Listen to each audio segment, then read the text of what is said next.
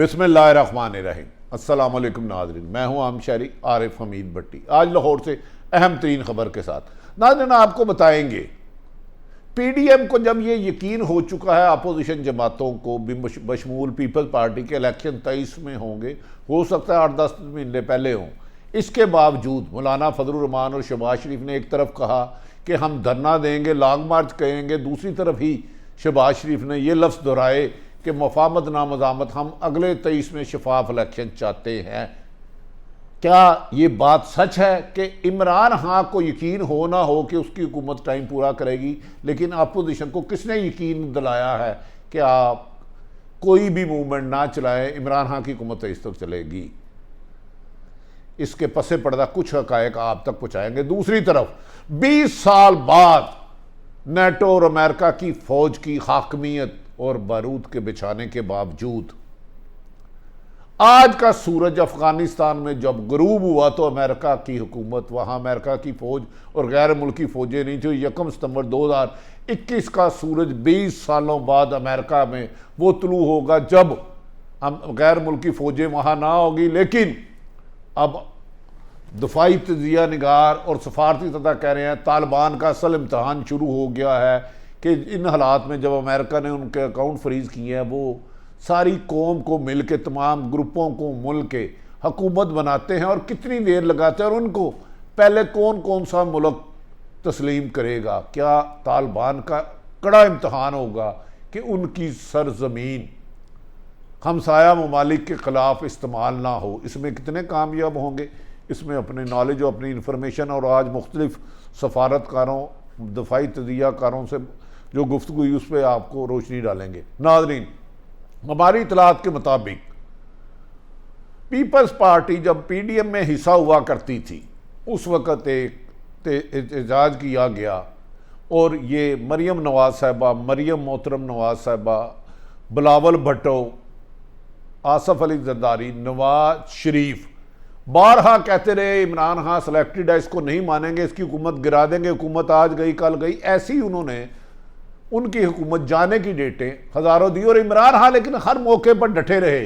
उन्होंने कहा जी जितने मर्जी लॉन्ग मार्च कर लें, जितने मर्जी जलसे जुलूस कर लें, आके इस्लामाबाद धरना दे दें, आपको एनआरओ नहीं दूंगा। नाज़रीन, जब पीडीएम की तहरीक बनी और अरूज पर थी, जिसमें पीपल्स पार्टी और एएनपी भी थी, 11 जमातें थी, उसमें peoples party Aahista Aahista play करती रही। हालात यहाँ तक आ गए कि जो मुस्लिम लीग नून के कायद नवाज शरीफ के बारे में आसफ अली जरदारी साहब ने फरमाया था कि ये धरती के नासूर है, मैं इनका साथ दूंगा तो मुझे अल्लाह भी माफ़ नहीं करेगा। उनकी साहबजादी मोहतरमा मरियम नवाज जुल्फ़कार अली भुट्टो के लाड़कन और बेनज़ीर के मज़ार पर गए और वहाँ दुआ की मरियम नवाज साहबा बिलावल के साथ। लेकिन क्या होता है, मुख्तलिफ जलसे होते हैं पाकिस्तान के मुख्तलिफ शहरों में, हुकूमत टस से मस नहीं होती, अवामी स्ट्रीट पावर बाहर नहीं निकल आती। इमरान खान इस तमाम वक्त के दौरान मुतमिन नज़र आते हैं कि मेरी हुकूमत को पीडीएम से नहीं।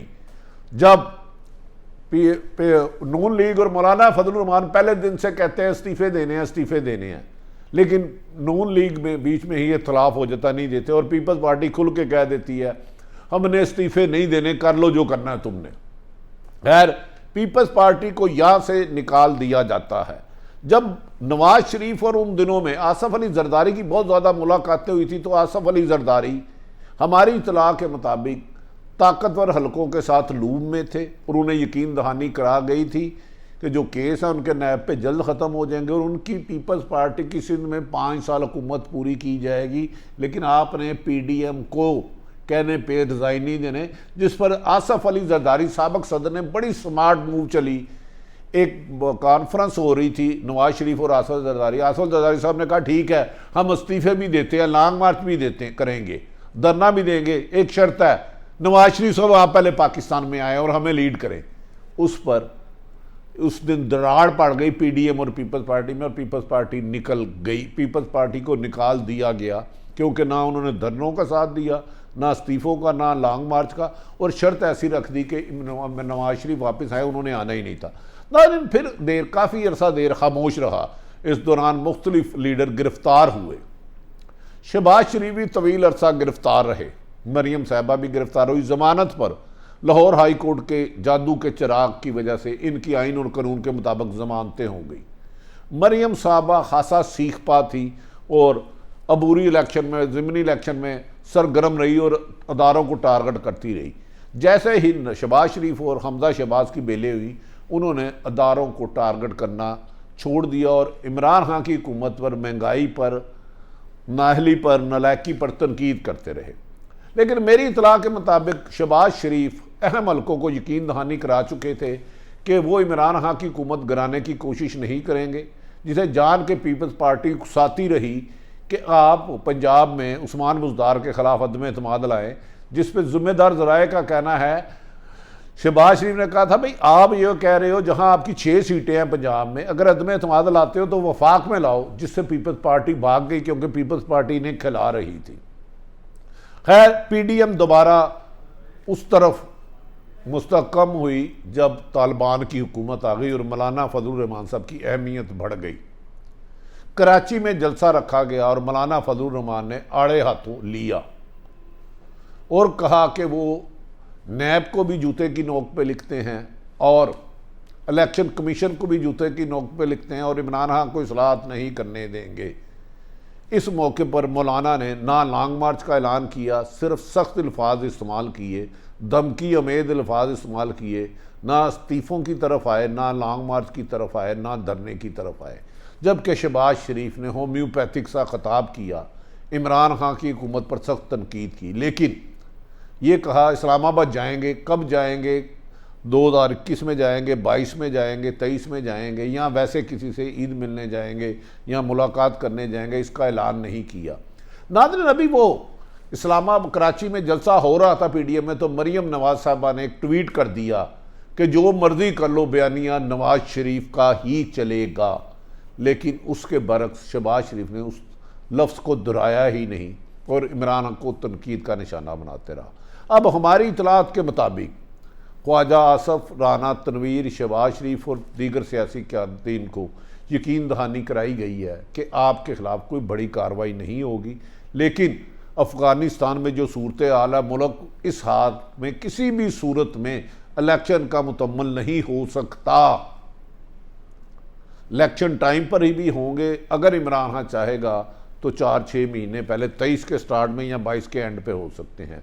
अब ये बात हमारी इतला के मुताबिक बास पीपल्स पार्टी को 100% पता है कि इलेक्शन वक्त से पहले नहीं होने मां सवाए के 23 के स्टार्ट में, जबकि मुस्लिम लीग नूक की अब तकरीबन 80% क़यादत को भी यकीन दहानी हो गई है। लेकिन इन्होंने स्ट्रेटेजी ये बनाई कि नवाज शरीफ भी नाराज़ ना हो जाए, मरियम भी नाराज़ ना हो जाए, मौलाना के हाथ आगे कुछ नहीं आया तो हम अपने कारकुनों का लहू गर्म रखने के लिए ये दावा करते रहेंगे कि एहतजाज कर रहे हैं, हुकूमत नहीं रहेगी, लॉन्ग मार्च कर लेगी। ये सिर्फ अपने कारकुनों को गर्म रखने का तरीका है। दूसरी तरफ शहबाज शरीफ सबकी अहम तरीन मुलाकातें हुई। शहबाज शरीफ डे फर्स्ट से ही मफामत के हक में हैं और उन्होंने बावजूद नवाज शरीफ का बेपनाह एहतराम करते हैं, अदब करते हैं, उनके आगे ज़बान नहीं खोलते, लेकिन उनके नैरेटिव को नहीं अपनाया, यानी कि एंटी इस्टेब्लिशमेंट और अदलिया को बुरा भला नहीं कहा। अब ज़राए के मुताबिक शहबाज शरीफ और मुस्लिम लीग नून की क़यादत अगले इलेक्शन की तैयारी कर रही है, वो 23 के स्टार्ट में हो या 22 के एंड में हो, लेकिन इमरान खान की हुकूमत के ख़िलाफ़ कोई भी मूवमेंट ऐसी ख़त्मी नहीं चलाएंगे आज तक के मुताबिक। कल कोई इस पर डेवलपमेंट हो जाए तो मुझे उसका नहीं पता, क्योंकि गैब का इल्म मेरे पास नहीं है। नाज़रीन दूसरी तरफ वज़ीर आज़म इमरान खान ने आला सतही इजलास करते हुए अपनी पार्टी को कहा कि आप भी इलेक्शन की तैयारी करें। मैंने जिस दिन इलेक्शन इस्लाहात कर ली और ओवरसीयर्स पाकिस्तान को वोट का हक दे दिया, मैं वक्त से पहले इलेक्शन करा सकता हूँ, ये खबर मैं दे रहा हूँ। मोहतरम इमरान खान साहब ने अपने साथियों से कहा, लेकिन उन्होंने वक्त कतईयन नहीं बताया, वक्त नहीं बताया कब इलेक्शन कराऊंगा।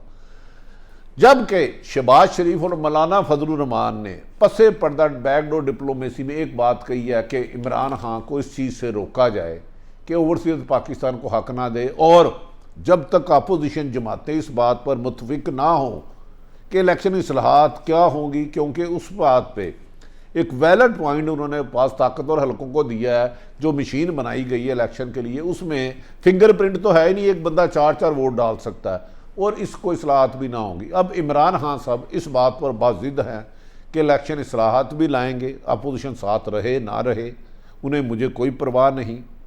ओवरसीज पाकिस्तान को भी दूंगा। आज उन्होंने नादरा को भी दोबारा हदायत दी है। उनका ख्याल है कि 90 लाख जो ओवरसीज पाकिस्तानी या बैरून मुल्क हैं वो उनके लिए एक जीत का, कामयाबी का मकसद बन सकते हैं, क्योंकि बहुत सारे हलकों में इमरान खान साहब के उम्मीदवार 2-2.5 हज़ार वोटों से इलेक्शन हारे हैं। नाज़रीन, बात तो ये है कि नवाज शरीफ पीपल्स पार्टी और अपोजिशन समझती है ये इलेक्शन नहीं होने, लेकिन मुझे और आपको जज्बाती रखने के लिए, मीडिया में इन रहने के लिए जलसे जुलूस करते रहेंगे, मूवमेंट चलाते रहेंगे, सख्त नारेबाजी लगाएंगे, हुकूमत आज गई कल गई इस किस्म के नारे लगाएंगे। लेकिन हमारी इतला है कि इलेक्शन इस साल तो उसका वजूद दूर तक नज़र नहीं आता। क्या वजह है कि हमारे सियासतदान हक़ाइक़ जानने के बावजूद भी अवाम को खून गर्म करने के लिए और अपने कैंडिडेट को मुंतखब करने के लिए, जबकि अगली इतला दूँ, वज़ीर आज़म इमरान खान आने वाले इलेक्शन जो 23 में होते हैं या कुछ पहला होते हैं उसके लिए अपने कैंडिडेट को फाइनल करना शुरू कर दिया है, और कुछ ख़ास बंदों को उनको कह दिया आप कैंपेन चलाएं। जबकि 2 अहम तरीन शख्सियात को सिंध में इलेक्टेबल लोगों से राब्ते का कहा गया है, जबकि इमरान खान साहब ने आज ताकतवर हलकों से अस्करी क़यादत से मुलाकात करके कहा कि हम अफ़गानिस्तान सियासी जमातें, उन्होंने कहा कि PDM से मुझे कोई ख़तरा नहीं। उन्होंने अपने अरकान वज़रा और एडवाइज़रों को भी कहा कि मुझे PDM से कोई ख़तरा नहीं, मुझे यकीन है कि PDM मेरी हुकूमत के लिए कोई मुश्किलात पैदा नहीं कर सकती। वो सिर्फ़ और सिर्फ मुकदमात से बचने के लिए, जेल जाने से बचने के लिए इस किस्म के बयान दे रहे हैं, लेकिन 2 साल की कारकर्दगी मुझे करके दिखानी है। और उन्होंने इस मौके पर कहा कि अफ़गानिस्तान की सूरत हाल पाकिस्तान के लिए संजीदा है। ताहम उन्होंने गैर मुल्की लोगों, सफारतकारों से और अहम शख्सियात से गुफ्तगू करके कहा कि वो अफ़गानिस्तान में किसी एक ग्रुप की हमायत नहीं करेंगे, जो मुश्तरका लोगों की हुकूमत बनेगी उसका साथ देंगे। जबकि तालिबान को उन्होंने वादा कर दिया वज़ीर आज़म इमरान खान ने कि वो इस बात को हमें यकीनी बताएं, हमसे कमिटमेंट करें कि पाकिस्तान की सरजमीन किसी भी, अफ़गानिस्तान की सरजमीन किसी भी सूरत हमसाया मुल्क में ना होगी। यही राय नाज़रीन साबिक़ मिनिस्टर खुर्शीद कसूरी साहब की, अमजद शुएब की, आइनी और कानूनी माहिरीन की है कि मौजूदा हालात में इलेक्शन नामुमकिन है। एक तरफ अफ़गानिस्तान में खाना जंगी के बादल मंडला रहे हैं, अमेरिका शिकस्त खाकर जा चुका है, तालिबान इम्तिहान से गुजर रहा है, दूसरी तरफ चीन और पाकिस्तान ने अफ़गानिस्तान से एक ही शर्त रखी है कि अफ़गानिस्तान की सरजमीन ना तो चीन के ख़िलाफ़ इस्तेमाल होगी ना ही पाकिस्तान के ख़िलाफ़। जबकि भारत में नरेंद्र मोदी के लिए आने वाला वक्त गुजरे वक्त से मुश्किलात करता आ रहा है और उन पर तनकीद बढ़ती जा रही है। और ये भी कहा जा रहा है कि इस वक्त डोनाल्ड ट्रंप और अमेरिकी जर्नैल मौजूदा हालात और अफ़गानिस्तान में अमेरिका की नाकामी, शिकस्त, पसपाई का जिम्मेदार जो बाइडन को करार देते हैं। हालांकि ये डोनाल्ड ट्रंप ने कहा था, क्या जो बाइडन अपनी हुकूमत बचा पाएंगे? क्या ट्रंप आने वाले दिनों में अमेरिकन सदर जिसने इनकलाब मुमकिन कराया है अपने दौर में, अपनी हुकूमत बचा पाएंगे? तो हम पाकिस्तान के लिए आजमाइश है कि पाकिस्तान तालिबान के साथ कैसे चलता है, और तालिबान अफ़गानिस्तान में हुकूमत बाहमी रजामंदी से करते हैं कि इंतशार का शिकार होते हैं। एक सवाल अब भी मौजूद है, तालिबान ने, अमेरिका ने इतना जदीद असला जानबूझ के छोड़ा या जल्दी में रह गया? उसको नकारा किया नहीं किया?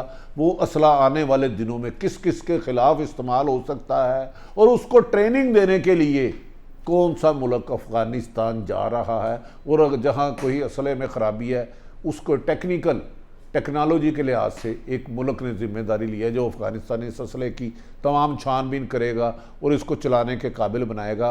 ये चलेगा किसके ख़िलाफ़, इस वक्त का इंतज़ार रहेगा। नाज़रीन, अपने इर्द गिर्द रहने वालों का ख्याल रखें। पाकिस्तान जिंदाबाद।